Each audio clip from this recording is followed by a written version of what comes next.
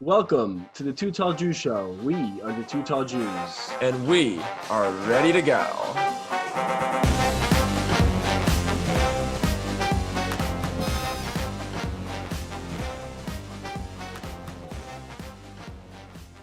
Today, we welcome Art Simon to the Two Tall Jews Show. Art is a professor of cinema studies at Montclair State University, where he has taught in the English department for over 25 years. He is the author of Dangerous Knowledge, The JFK Assassination in Art and Film. He is the co-editor of the Wiley Blackwell History of American Film, Volumes 1 through 4, and American Film History, Selected Readings, Volume 1 and 2, and has curated 2 film exhibitions at the Guggenheim Museum in New York City. His scholarly interests include the history of American film and Jewish American cultural history. He currently teaches courses on American film history, the politics of Hollywood cinema after World War II. Professor Simon has written various captions for our On This Day in Jewish History Instagram account and is currently working on various others to be shared this fall. And of course, he is the father of our very own Isaac Simon. Professor, welcome to the show. Thank you, guys. Thanks for having me. So we're just going to get right into it. Can you speak a little bit about your Jewish upbringing, how maybe it differed from your parents' generation, and the role that religion and or tradition played in your formative years? Well, I grew up in St. Louis Park, Minnesota, a suburb that has been in the news off and on the last several years, that nurtured a number of pretty prominent American cultural figures, more than you would think would come out of a suburb in the Midwest. Filmmakers like the Coen brothers, Times columnist Tom Friedman, writers like Peggy Orenstein and Neil Carlin. The list goes on. Steve Rifkin, editor for James Cameron on Avatar. That generation, unlike its parents, of course, really benefited from the post-World War II economy. We were afforded opportunities and a certain liberties that our parents, just didn't have. My folks, my mother grew up in Minneapolis, my father in St. Paul. They grew up not only during the Depression, but in one of the most anti-Semitic cities in the country. In 1946, the writer Karen McWilliams declared that Minneapolis was the anti-Semitism capital of the United States. And it probably was. My grandfather, my mother's father, did business in downtown Minneapolis, and it was clear clubs were closed off. The gentleman's agreement certainly existed. Jews were largely, in the post-war period, kind of herded off to a couple of suburbs in Minneapolis. And my own parents suffered discrimination in housing, being denied a house in the suburb of Edina in about 1948. So, they grew up both during a much more difficult and challenging economic time and in a much more anti-Semitic period. When I was a kid, I would say we felt pretty safe. We felt safe from the anti-Semites, although there was plenty of anti-Semitism among, I think, coaches at school and perhaps among some of the teachers. But still, we had such a kind of strong coterie of Jewish kids that we felt pretty safe in St. Louis Park. When I was a kid, I'd say the population was between 45 and 50,000 in St. Louis Park. And probably the Jewish population was maybe only a quarter of that. But even if you've got a quarter of the population being Jews, that feels like a lot of Jews. Were you outwardly Jewish? So when you say like they were excluded, or when they, how did they know you were Jewish if you were on the more traditional side, conservative? It was not hard to know who the Jewish kids were. It might have been last name. Mm-hmm. We were not Peterson or Anderson or Olsons. It might have been looks. It might have been guessing for some students, some teachers, but it was probably last names for the most part. I would say that there was a combination of Jews of both the conservative and reform movement who were observant, but also secular. They were synagogue goers. I grew up in a home that celebrated Shabbat every Friday night at dinner with the family, and like my contemporaries, went to Hebrew school and religious school on Sundays. We were, I'm sure, not difficult to pick out among our our teachers. So many Jewish thinkers have lamented at the ever-growing population of Reform and ultra-Orthodox Jewry, both in the United States and elsewhere. However, thanks to the Conservative Brotherhood Synagogue that you're a member of, you have managed to sort of stay a practicing conservative Jew. Why do you think that conservative Judaism has waned over the decades? I want to take a step back and say, I think that many in the Reform movement, and I grew up in the Reform movement, did not and have not abandoned their Judaism. Had I not had the foundation given to me by the Reform movement, I wouldn't have what I now have at the Brotherhood Synagogue, moving into the conservative movement. I think for some American Jews, the conservative movement is neither this nor that. They're neither a kind of liberalized egalitarian or fully egalitarian, nor are they the modern Orthodox. That being said, many conservative shuls have moved towards an egalitarian and have for decades, and have both borrowed from the Reform movement. And so I think that there seems to be, I guess, less of a middle ground. Maybe American Jews want to either adopt a far more observant and ritual-based approach, and so they move towards modern Orthodoxy, or they like the liberalization that Reform Judaism has created. That's a really difficult question to answer, and I'm sure the conservative movement has struggled with that and is struggling with that. I will say, I do think that aspects of the Reform movement, certainly not all, but some, have moved a little towards the conservative side, more Hebrew in their services. And so I'm not sure the Reform movement is monolithically liberalized anymore. It's an ongoing, evolving, situation. No doubt. I wish I had a better answer to that question. To stay on the topic of conservative Judaism, because me personally, I grew up more modern Orthodox. My parents are about teshuvah, so it was definitely more ritual based, and I've always kind of been intrigued by conservative Judaism, because for a while people would ask me, like, what's the difference between conservative Judaism and Reform Judaism, and I didn't really know how to answer, because to me, from my background, it seemed very similar. And now, like, through doing a little research with everything that we've been doing, and obviously preparing for this interview, I found out about Solomon Schechter and how he was attributed as the father of conservative Judaism. Right. He was a person who came from a Chabad Lubavitch background, and he moved towards, Berlin to learn, but he still considered a rabbi, he was still considered a man of God, but he emphasized this new generation of American Jews that wanted to sort of leave behind the shtetl Hasidic Jew, but still maintain that strong aspect of faith and tradition and custom. So to looking at Solomon Schechter as like an example, how the question is, how has conservative Judaism differentiated itself from Reform or Orthodoxy, where it seems like it's right in the middle? Yeah, I think it has struggled to do both of those things. I think it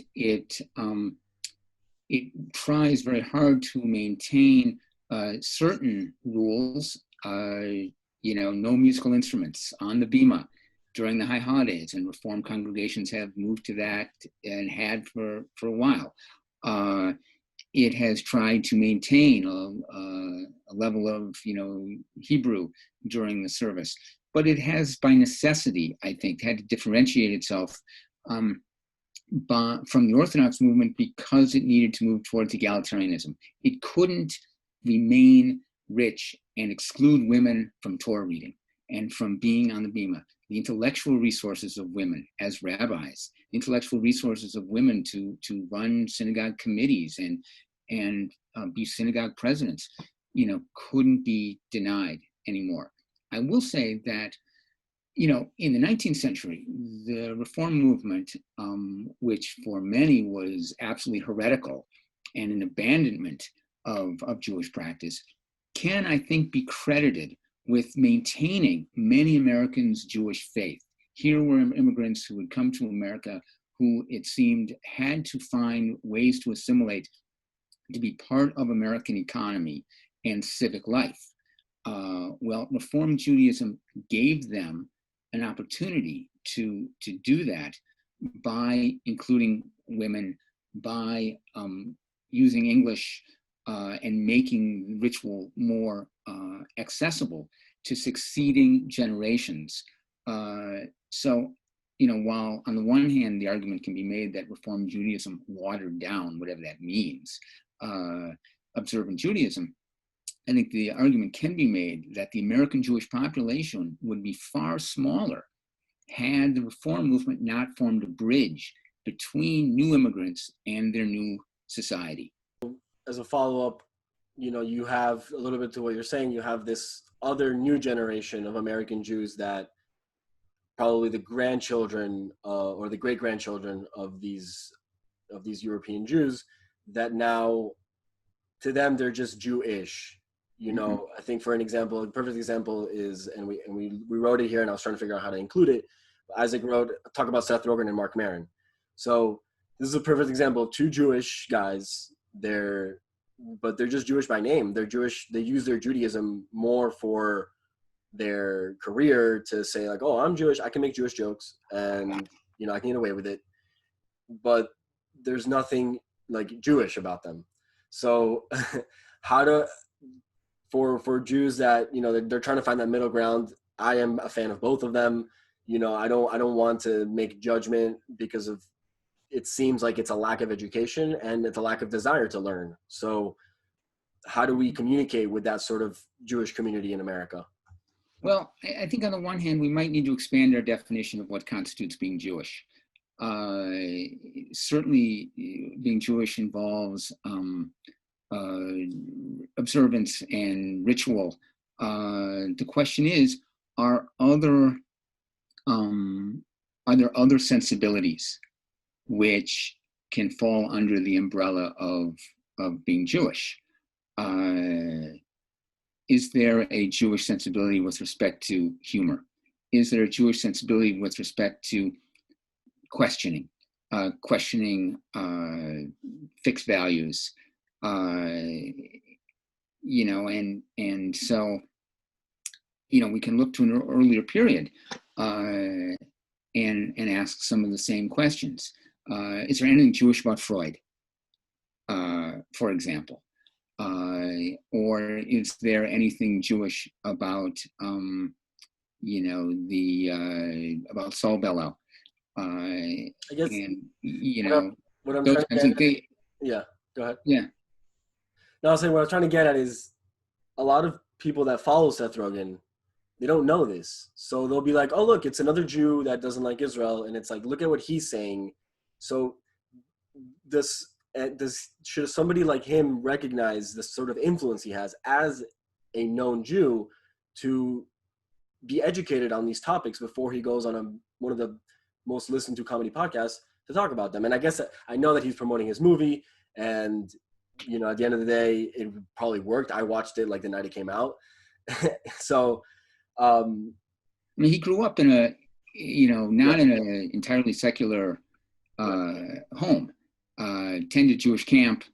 I would not overstate Seth Rogen's influence on American Jewish opinion. If staunch supporters of Israel, and I don't even know what that phrase means at this point, staunch supporters of Israel. Let me put it this way. If pro-Likud Americans are really threatened by Seth Rogen, they should rethink being threatened. He has no power. There are very powerful forces in the American economy and in the US Congress and American lobbies which dwarf any influence that Seth Rogen might have on American policy. So I don't think he poses, much of a threat to them. I don't know Rogen's politics at all, nor his background very well. I wouldn't presume he's totally uneducated about the history. And so the question becomes, how do we assess a person's opinion? Do we disagree with them? or do we think they're not educated because we disagree with them? Rogen may know the history of Israeli politics better than we think. I think his movie will come and go, and probably have more lasting impact than an interview he gives to, a podcast. At least that's my sense of his, his moment. But I don't think he really has much power, huh?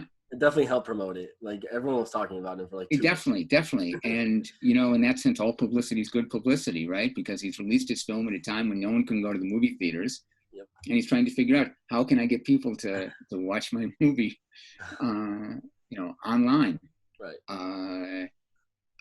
I think the real interesting question is here, why does the American film industry think it's profitable or makes sense to finance a project like Rogen's?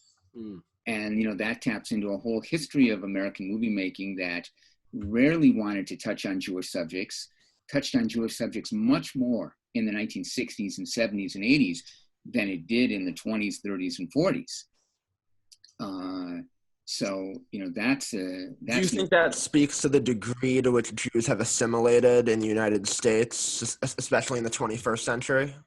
Or the point what Jews have gotten to, and that's a byproduct of their presence sort of after World War II? Mm-hmm. It's a good question. I think it's even more complicated than that. I think that after World War II, and especially in the 60s and 70s and beyond, Hollywood decided it wasn't necessary to appeal to the entire American movie-going public with every movie. There were niche audiences that could be profitable. One of those audiences was the youth audience. One of those audiences might be just, women. And one of those audiences might be the American Jewish audience.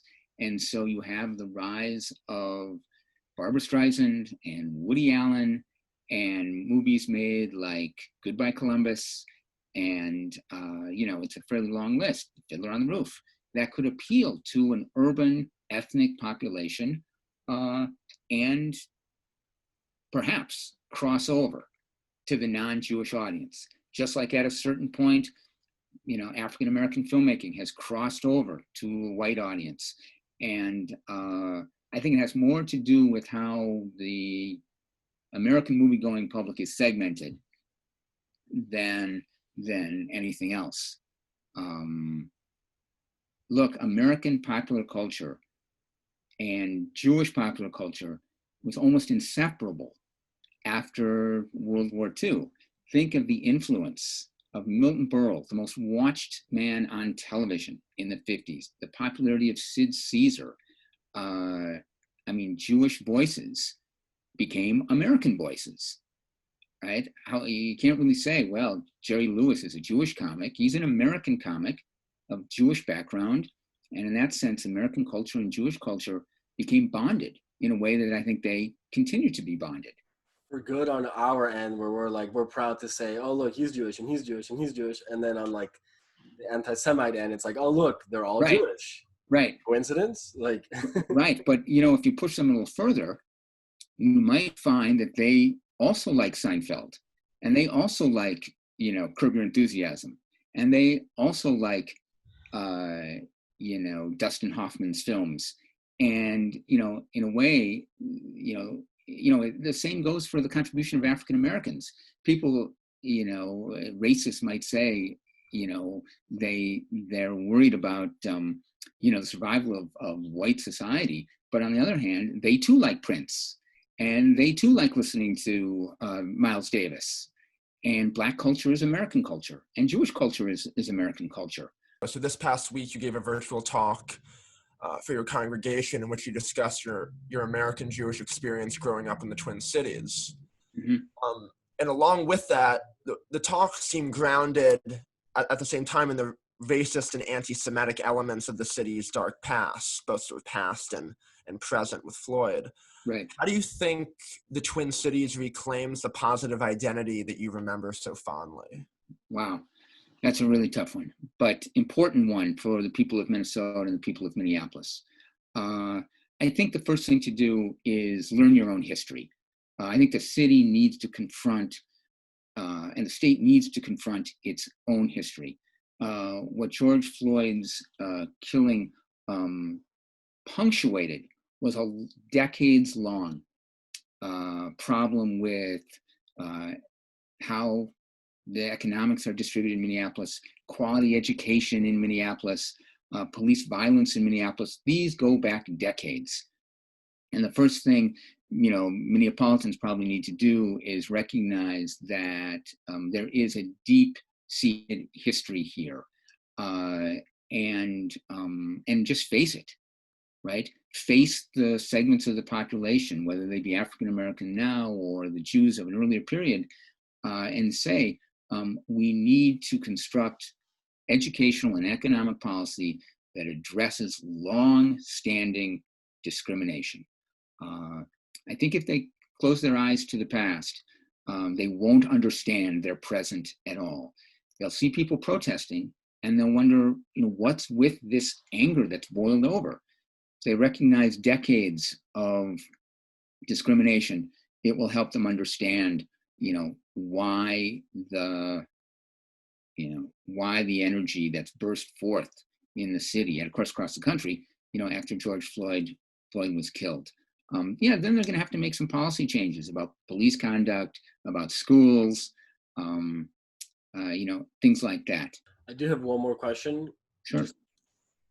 It's something that Isaac and I, it was one of the first conversations we wanted to have, and we had it recently about the word anti-Semitism, and I'm curious to hear your point of view on whether we should stop using this word to describe Jew hatred, because inherently it was created by an anti-Semite, and I don't know any Jew that would say, yeah, I'm Semitic, as a you know what I mean?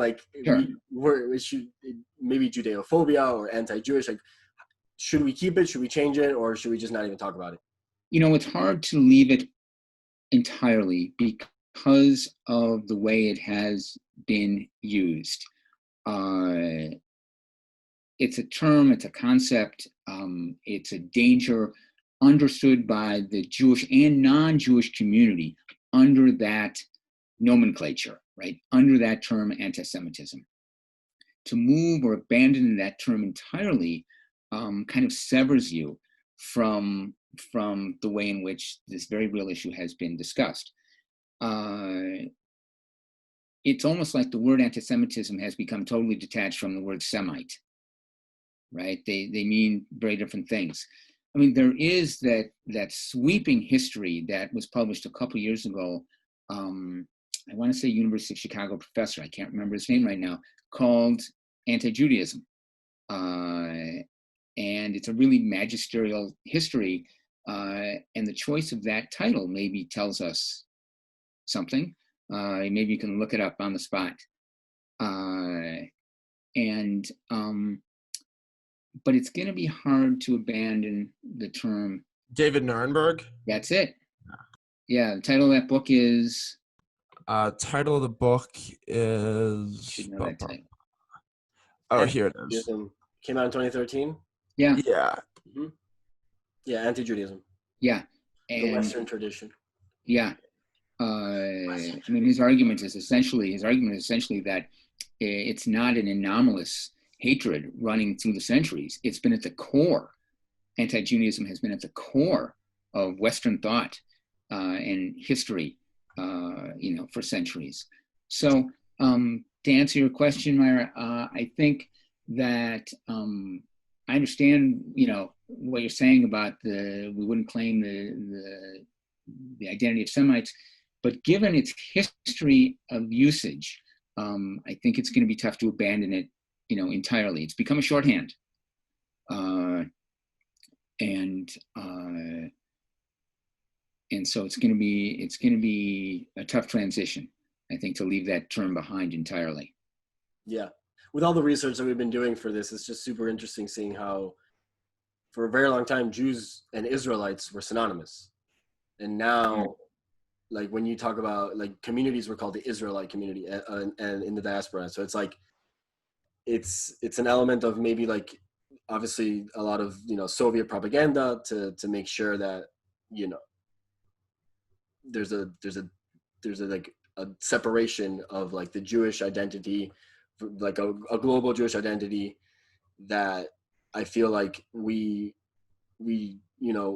in our search to unify and to be there for each other and to have one voice, especially now, it's hard when we literally argue about this word, the way that it's spelled, the way that we write it, and Sure. and then the Black Hebrew Israelites say, they'll use it against us, and they'll say like, "Oh, I'm the Semite. You're not a Semite." Right. So your point raises a much larger and complicated issue, and that is, how do we even speak of global Judaism as a unified entity? On the one hand, yes, it's unified in that anti-Semites, will vilify Judaism or Jews as a people. But as a people, we're splintered and at each other's throats. Some portions of the Jewish community don't recognize other parts as even being Jewish. Look, that split is not new. The split between, the rabbinical Jews and the rise of the Hasidim, and they were at war with each other. And of course, the war within the Hasidic community between dynasties. So on the one hand, it's not a unified global people, but of course, on the other hand, we do think, because of our heritage, our ancestry, our persecution, that we are one people. Marx would call it the great dialectic, all right, of Jewish history, totally fragmented and yet somehow unified. Thank you so much. Yeah, my pleasure. My pleasure. I enjoy the podcast, and I really love the Instagram site. It's a pleasure to look at every day. So keep it up. Thank you. Appreciate it. Thank you.